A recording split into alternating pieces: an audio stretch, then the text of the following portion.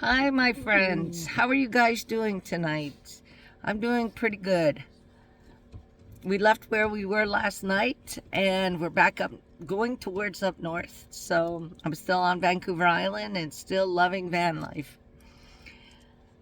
Every day you're doing what you love, the day is always going to be happy. At least that's what I think I want to say. Someone mentioned a while ago when I first opened my channel if I would discuss van life and love. So I have my love here. See it? I carry this thing in my pocket. It makes a little noise and I like that. Every time I walk and I hear it, it makes me think of love. What kind of love do I want in my life, in my van life? Well, as y'all know, I'm married, and sometimes living on the road with somebody that you love and you're married to, sometimes it doesn't work out that great. You lived in cramped spaces and you're always on top of each other. I mean, like stepping on each other. Yeah. Sometimes the other way too, depending on how good your marriage is. So, but yeah, when you live in a van and you live with somebody you're married with, depending on how long you've been married, sometimes it does cause a lot of stress in marriage and in love. And some of you guys know because you've been friends of mine for a very long time. In fact, this person that asked me to talk about married life and van life, I've known him since, like, man, when we were in second grade or third grade, like a long time ago. And it's amazing that you can keep friends that long, but it's true, you can. Some of my best friends are the friends that I grew up with. They really are. If I ever needed anything or ever went home, my friends would come and check up on me, come and see me, or I would go see them, And that's what friendship is. And living in van life with somebody that you love is kind of the same way. You have to check yourself. You have to see how you are with the person that you're with.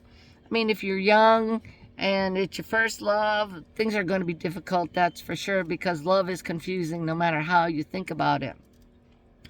Lewis and I, we've been living in this van now almost 5 months. And at the beginning, I will tell you, it was very, very difficult for the both of us. Trying to adjust to a new place, traveling around all the time. I was having a ball. I really was. I was having the best time. Nothing, like, my personality type is just like, oh, okay, whatever. Let's fix the situation and resolve it. Let's continue on having a good time.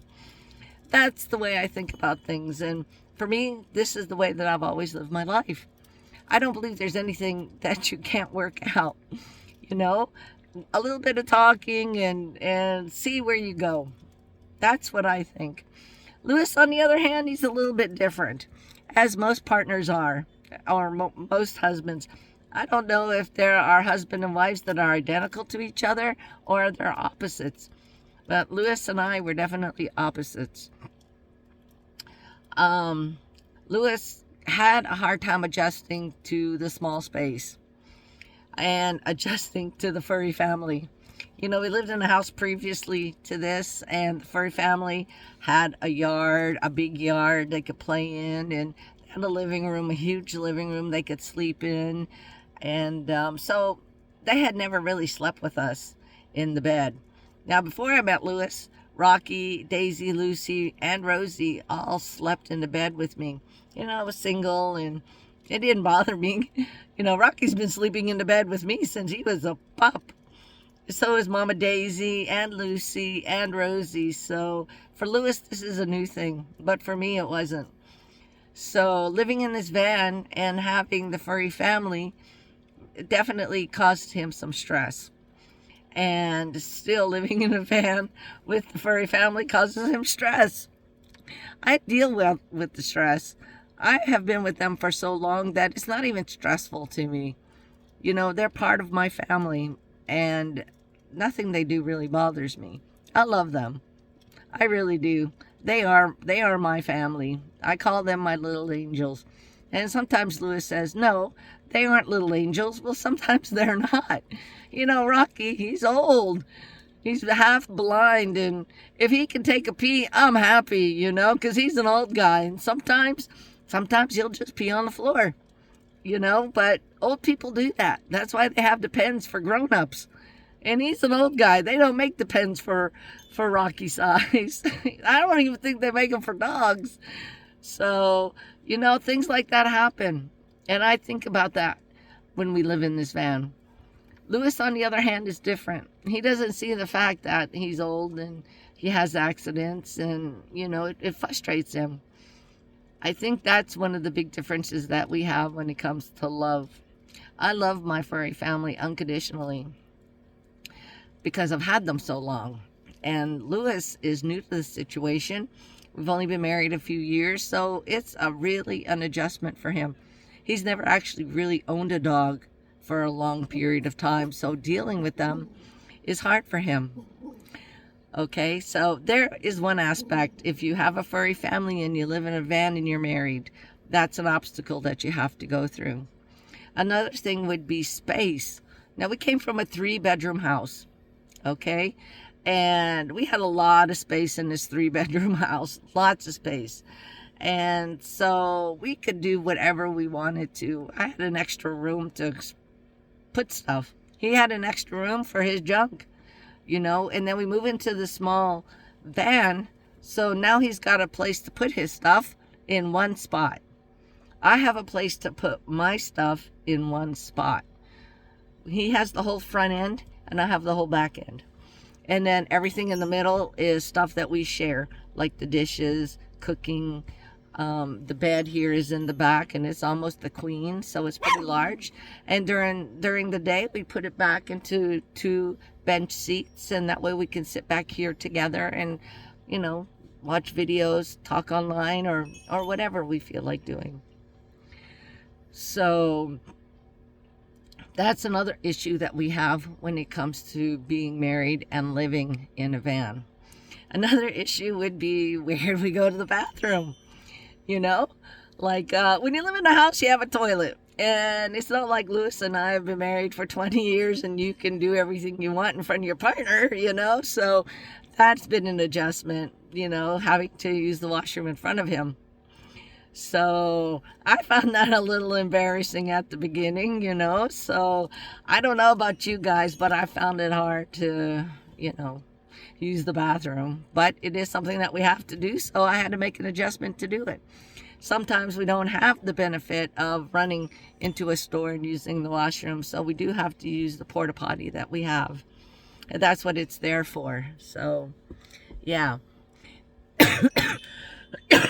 Sorry about that. And then, what else is there? And my husband's diabetic, so that makes it harder to travel on the road. I don't have any problems medically that I would consider where it would hinder me from doing van life. I'm pretty healthy. So, but Lewis, he has diabetes, so we can't really go too far out, because what if he has a diabetic attack? I'm not exactly sure what those are called, but for health reasons, we can't go out in boondock for 14 days. He has to have his medication all the time. And that comes to another thing, is that living with a diabetic or somebody with an illness in your van life, there are things that you're going to have to change up that you might not do at home. Like at home, he could make his own snacks, and if he was hungry, he would make his own food. But here, I make his food. I try to make his snacks, and I try to make sure that he takes his medication. I'm always saying, hey, babe, did you take your medication? I don't know if that's annoying or not, but, sometimes it gets annoying for me because I have to remind him. But, when you love somebody, that's what you do for them.